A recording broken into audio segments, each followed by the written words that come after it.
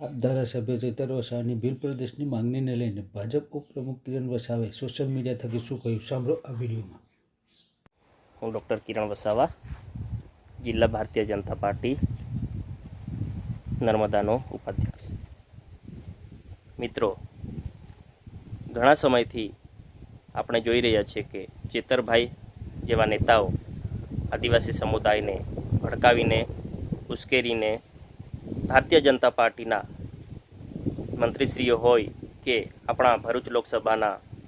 લોકલાડીલા સાંસદ શ્રી મનસુખ દાદા હોય, કાયમ વિવાદ ઉપસ્થિત કરીને તેમનું અપમાન કરી રહ્યા છે. વારંવાર અપમાન કરી રહ્યા છે અને ફરીથી અત્યારે એમણે આદિવાસી સમુદાયને ગેરમાર્ગે દોરી ભડકાવવા માટે, ઉશ્કેરવા માટે અને પછી પોતાનો વોટ બેંક ઊભો કરવા માટે તેમણે ફરીથી એક નવો મુદ્દો ભીલ પ્રદેશની માંગણીનો, એક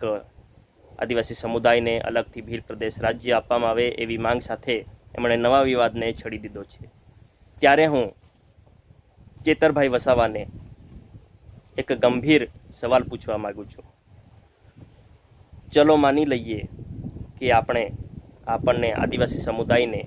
રાજસ્થાન હોય, મધ્યપ્રદેશ હોય, ગુજરાત હોય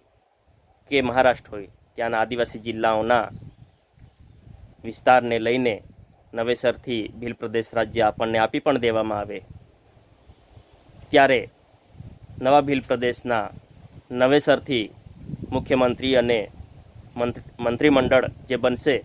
ચલો આપણે માની લઈએ કે મુખ્યમંત્રી ચેતરભાઈ વસાવાને બનાવવામાં આવે અને એમના જે કંઈ કથિત સાથીઓ છે તેમને આ મંત્રીમંડળમાં સમાવેશ કરવામાં પણ આવે, તો હવે સ્થિતિ એવી ઊભી થશે કે આદિવાસી વિસ્તારોમાં,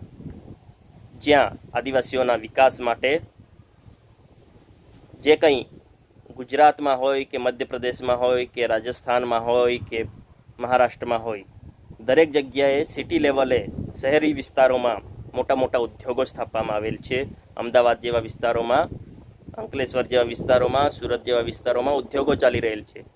ત્યાંથી કોઈ પણ મટીરિયલ, કાચો માલ ત્યાં પહોંચાડીને અથવા ત્યાં ઉદ્યોગોમાં, કંપનીઓમાં તમામ વસ્તુઓનું ઉત્પાદન કરીને પછી આદિવાસી જેવા વિસ્તારો, જ્યાં બેકવર્ડ વિસ્તાર છે, ત્યાં સમપોષક વિકાસ માટે છેલ્લા સમયોથી દેશમાં વિકાસની રથયાત્રા ચાલુ છે. મિત્રો, આપણે સૌ જાણીએ છીએ કે અલગથી ભીલ રાજ્ય બનશે ત્યારે આપણા ગુજરાત રાજ્યની જેમ કે મહારાષ્ટ્ર રાજ્ય, રાજસ્થાન, મધ્યપ્રદેશની જેમ વિકાસ કરવા માટે ભીલ પ્રદેશમાં કોઈને કોઈ જગ્યાએ તો નવેસરથી ઉદ્યોગો સ્થાપવા પડશે. આદિવાસી વિસ્તારોમાં મોટા ઉદ્યોગો છે નહીં, આદિવાસી પટ્ટાઓમાં મોટા મોટા ઉદ્યોગો નથી, ત્યારે રાજ્યની વ્યવસ્થા ચલાવવા માટે, નવા ઉદ્યોગોની સ્થાપના કરવા માટે ફરીથી જ્યાં ફક્ત આદિવાસીઓ જ રહેશે, ફક્ત આદિવાસીઓની જમીન રહેશે એવા વિસ્તારમાં ઉદ્યોગો સ્થાપવા માટે ફરીથી નવેસરથી ખૂબ મોટી સંખ્યામાં જમીનો હડપી લેવામાં આવશે. એ ઉદ્યોગો હોય, નવી ઓફિસો હોય, કાર્યાલયો હોય, ત્યાં સુધી જવા માટે કે વાહન વ્યવહાર માટે, મોટા મોટા વાહનોને ત્યાં જવા માટે ફરીથી જે અત્યારે નાના રસ્તાઓ છે એને એવા નાના રસ્તાઓ પર મોટા વાહનો ચાલી શકશે નહીં અને ત્યારે ખૂબ મોટા ખેડૂતોની જમીનો લઈ લેવામાં આવશે. ત્યાં જવા માટેના રસ્તાઓ જ્યારે બનાવવામાં આવશે ત્યારે ચેતરભાઈ વસાવા એવું કહે છે કે ઉદ્યોગો નાખવા માટે કે રસ્તાઓ બનાવવા માટે કે ડેમ બનાવવા માટે આદિવાસીઓની જમીનો છીનવી લેવામાં આવે છે, જંગલો કપાઈ રહ્યા છે, એવા ખૂબ મોટા વિવાદો કરીને આદિવાસીઓનું વોટ બેંક ઊભું કર્યું છે. વિવાદ છેડીને આદિવાસીઓનો વિકાસ થાય કહીને પોતાનો વ્યક્તિગત સ્વાર્થ જે સાધી રહ્યા છે, ત્યારે જ્યારે એ મુખ્યમંત્રી બનશે પણ ખરા ભીલ પ્રદેશના, ત્યારે એ આદિવાસીઓ જેમની ખૂબ નાની એટલે કે ખૂબ નહિવત જમીનો અત્યારે આદિવાસીઓનો જઈ રહી છે અને સમપોષક વિકાસ માટે, દેશના વિકાસ માટે ખૂબ નાના પાયે આપણે બને ત્યાં સુધી, જ્યાં રહેણાંક વિસ્તાર નથી, જ્યાં ખેતીલાયક જમીન નથી, એવા વિસ્તારોમાં ઉદ્યોગોની સ્થાપના કરીને પછી આપણા જે કંઈ ગરીબ વર્ગ છે, મધ્યમ વર્ગ છે, એનો વિકાસની રથયાત્રા ચાલુ છે. તે સમયે જ્યારે ભીલ પ્રદેશ બનશે ત્યારે ફક્ત આદિવાસી વિસ્તારોમાં જ નવેસરથી ઉદ્યોગો સ્થાપવા પડશે. નવા મોટા ઉદ્યોગો માટે કે પછી કોઈ કાર્યાલયો માટે કે નવા ડેમ બનાવવા માટે આદિવાસીઓની ખૂબ મોટા પાયે જમીનો લઈ લેવામાં આવશે, ત્યારે ચેતર વસાવા હોય કે એમના મિત્ર મંડળ હોય એવા લોકો તો પોતાનું પેટ ભરવા માટે, પોતાના પેટને ભરી લેવા માટે આદિવાસીનો ઉપયોગ કરીને કોઈક મંત્રી બની જશે, કોઈ મુખ્યમંત્રી બની જશે. પરંતુ જ્યારે આદિવાસી સમુદાય પાસેથી સંપૂર્ણ રીતે જમીનો છીનવાનું ચાલુ થઈ જશે, ઉદ્યોગો માટે જમીનો છીનવાઈ જશે, આદિવાસી પટ્ટાઓને જે નામથી અત્યારે આદિવાસીઓને ભડકાવીને એ કહે છે કે આદિવાસીઓને જમીનો લઈ લેવામાં આવે છે, એ જ કામ આદિવાસીઓની જમીનો લેવાનું અને અત્યારે જે નહિવત પ્રમાણમાં થાય છે એની જગ્યાએ ખૂબ મોટી સંખ્યામાં આદિવાસીઓની જમીન લઈ લેવાનું કામ આ ચેતરભાઈ વસાવાના મનમાં ષડયંત્ર બની રહ્યું છે. પોતાને વ્યક્તિગત મુખ્યમંત્રી બનવા માટે કે મોટા બનવાના જે કંઈ સપના બન્યા છે એના આધારે પોતે મોટા બનવા માટે આદિવાસી સમુદાયનો સર્વોચ્ચ નાશ કરી દેવાના પાયે એ જઈ રહ્યા છે. ત્યારે આદિવાસી સમુદાયે પણ ચેતી જવાની જરૂર છે અને આવતા સમયે જેમ એમ બનશે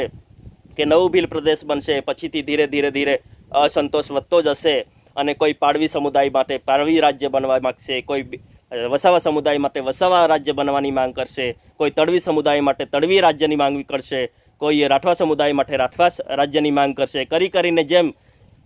સરદાર પટેલ સાહેબે એકતાનું પ્રતીક રાખેલ હતું કે દેશને બનાવવા માટે રજવાડાઓને એક કરીને ભારત દેશનું એક નિર્માણ કરેલ હતું, તે સપનું એમણે સાકાર કરીને દેશનો ધીરે ધીરે વિકાસ થઈ રહ્યો છે. માન્ય પ્રધાનમંત્રી નરેન્દ્ર મોદી સાહેબે ગરીબોના વિકાસ માટે વૃદ્ધા પેન્શન હોય, ખેડૂતોને સહાય હોય, ગરીબોના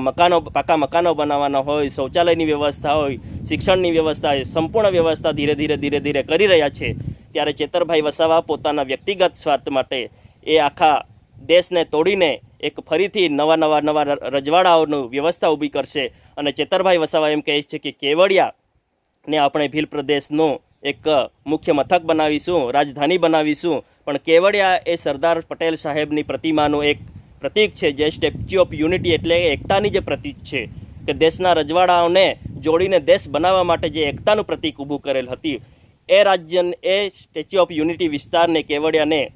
પોતાનું રાજ્ય તો બનાવી લેશે, રાજ્યનું રાજધાની બનાવી પણ લેશે, પરંતુ સરદાર સાહેબે જે એકતાનું સપનું જોયેલ હતું, દેશ અખંડિત રહે એ સપનું જોયેલ હતું, એની જગ્યાએ છિન્ન ભિન્ન થઈ જશે અને નાના રજવાડાઓથી પણ વધારે રાજ્યો બની જશે. અને તે સમયે દેશની બહારની જે કંઈ તાકાતો છે, ચીન હોય, પાકિસ્તાન હોય, જેવા રાજ્યો, જેવા દેશો બધા આપણા દેશમાં નાના રાજ્યો પર આક્રમણ કરીને પછીથી ફરીથી દેશને ગુલામી તરફ લઈ જશે. આવા ખૂબ ગંભીર જે વિષયો છે, જે આદિવાસી સમુદાયને સર્વોચ્ચ રીતે નાશ કરી દેવા માટેનો જે સપના આવા કેટલાક લોભી નેતાઓ કરી રહ્યા છે, તેને વિચારીને, જોઈને, સમજીને આપણા આદિવાસી સમુદાયે ચેતરભાઈ જેવા લોકોનો બહિષ્કાર કરવો જોઈએ, એમની માંગણીનો અસ્વીકાર કરવો જોઈએ અને દેશની વિકાસ યાત્રામાં જોડાઈને માન્ય નરેન્દ્ર મોદી સાહેબના હાથ મજબૂત કરવા જોઈએ. જય હિન્દ, ભારત માતા કી જય.